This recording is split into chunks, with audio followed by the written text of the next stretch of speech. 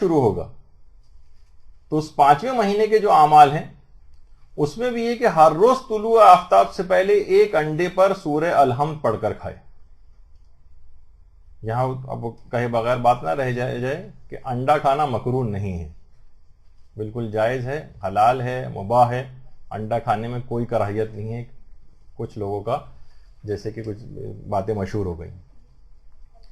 اچھا، اس کے بعد اس مہینے میں 5ویں مہینے میں جتنے بھی جمعرات اور جمعہ ہیں ان میں سورہ فتح کی تلاوت کرنی ہے.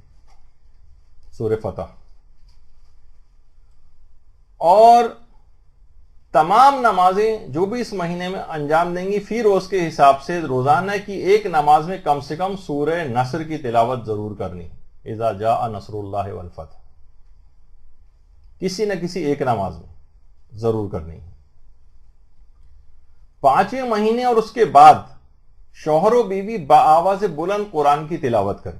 یعنی اس کے بعد کے جتنے بھی دن گزریں گے وضع حمل تک، شوہر و بیوی دونوں، اب کہا جاتا ہے کہ جب 5واں مہینہ شروع ہوتا ہے تو بچہ سننے کے قابل ہو جاتا ہے. بچہ سننے کے قابل ہو جاتا ہے. اب بآواز بلند تلاوت قرآن کرنی ہے.